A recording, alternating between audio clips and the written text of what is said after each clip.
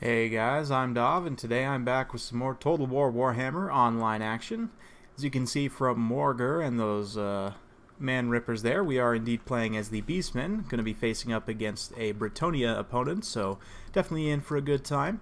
Yep, I've got Morger, of course, with his goodies. The Koroks man rippers, of course, are a great unit against Bretonnia, great unit overall, actually, but you know, the anti-large armor piercing and defensive stats are all very pertinent against Bretonnia.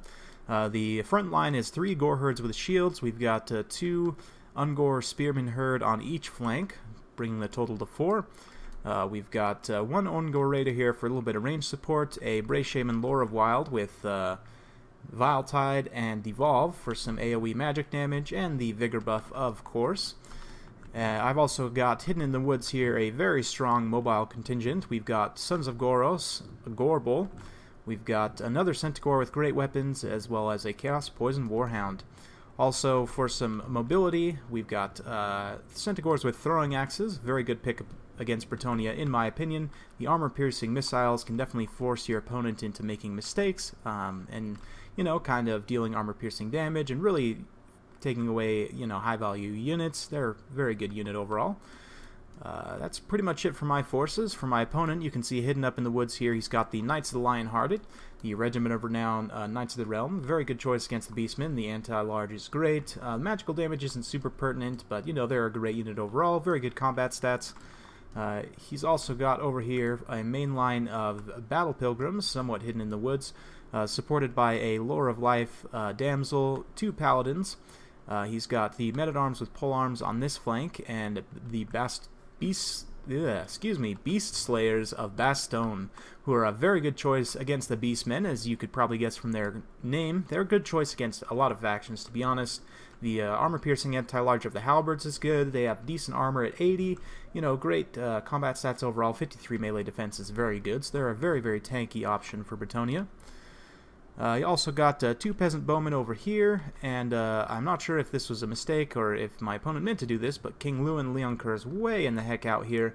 He's going to be moving over shortly. He looks like he's got Beloved Sub of Bretonnia, of course, Blessings Champion, or excuse me, the Ladies Champion. That's the replen. Sword of Corona as well, which is a pretty good debuff. It does, let's see, minus 30 armor, minus 36 melee defense, so that's decent. So, yep, we're going to go ahead and kick things off here. Just on this map, you're definitely going to want to try and do some scouting, because things are definitely going to be hidden in the woods. There's all kinds of terrain and so on. So we're going to do exactly that, start scouting around with these Centaurs with throwing axes. And we will shortly discover these Knights of the Lion-Hearted here.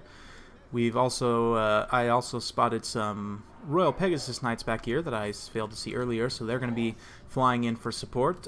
With these Knights of the Lion-Hearted now chasing my Centaurs with throwing axes, we're going to be able to deal some damage at range. You can see already taking out a unit model there, and we're pulling them back towards my forces that are hidden in the woods here, and definitely going to gain a nice tactical advantage by doing so.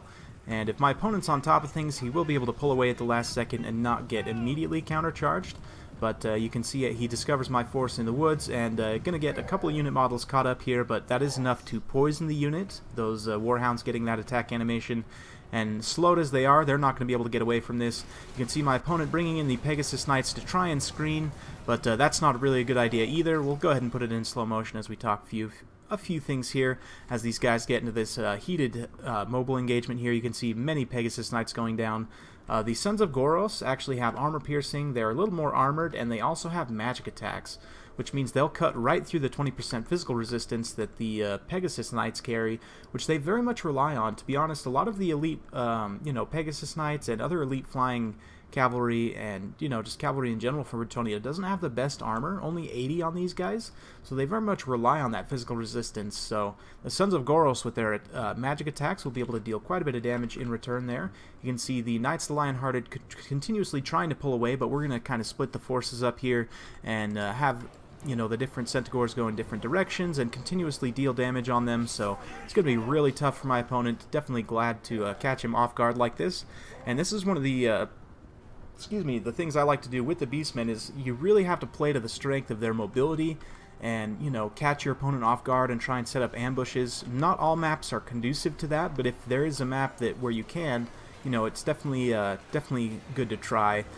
You can see these Knights of Lionhearted here getting absolutely carved to pieces by the various Centaurs, so it's going to be very bad. The Pegasus Knights are just continuously struggling to get back in the air as the Hounds pin them in, and Gorbel comes in and chops them to pieces, so very, very fun. They are finally free, and now going to get another charge into the back here, but again, this is not a fight they want to be in, and my opponent definitely should have, pulled them around and tried to get them away from this mobile force, because the Pegasus Knights are faster, at least when they're not poisoned, but you can see my opponent's going to try and drop a Dweller's Blow here, but with the superior mobility, most of my forces are going to be able to pull away, and he's largely just going to end up wiping out his own Pegasus Knights, so did deal some damage there, but you can see Louen is now over here.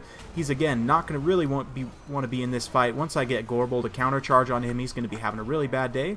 Main line engagement is finally getting underway in the woods here. We've got the Gores here facing up against Battle Pilgrims, which that's going to be a fairly even trade. It's kind of I can't really say if one would win over the other. I'd imagine the Battle Pilgrims would probably pull that out one-on-one, but with the support of this Chariot here, the Bray Shaman Lore of Wild is running around here. He's gotten into these Peasant Archers.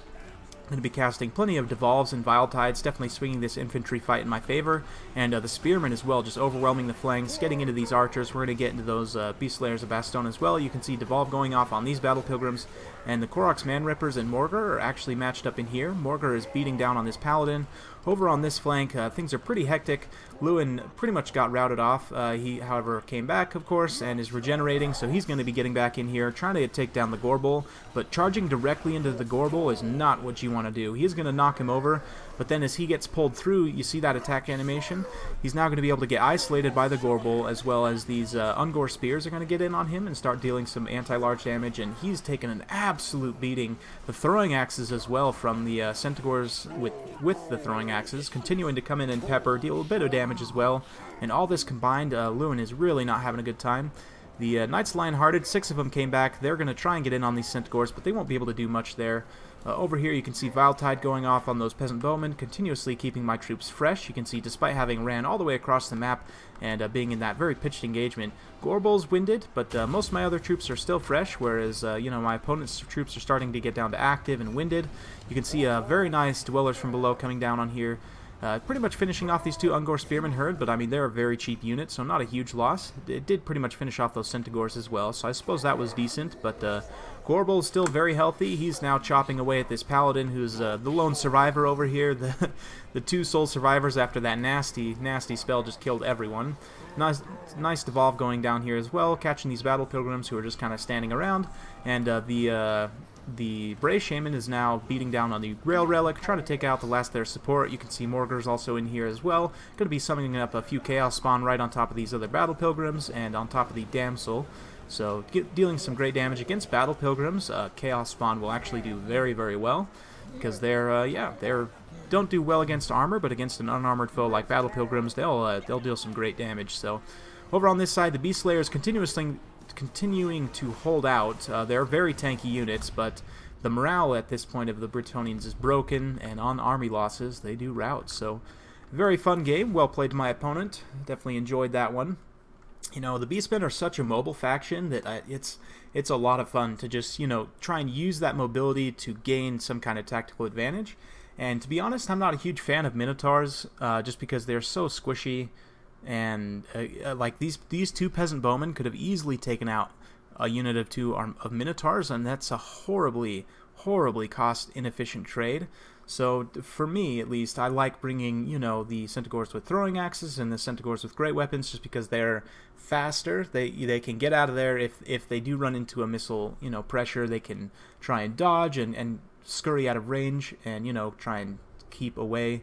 And, they still deal quite a bit of damage. You can see these two units, between the two of them, pretty much neutralizing the Knights the Lionhearted and the Pegasus Knights there. Gorbel definitely having a hand in that as well. And, of course, being an MVP and helping take down Louen Leoncoeur. And, definitely not a fight that my opponent should have taken. If he had instead taken Louen and tried to support the infantry fight away from that mobile force, he could have, terror routed off a lot of these Gore herds, and he would have definitely won the infantry fight with the Battle Pilgrims. But Morgar taking a bit of damage from the Paladin, but eventually coming through. Bray Shaman picking up 73 kills, running around on the Chariot and using his magic, so definitely great there.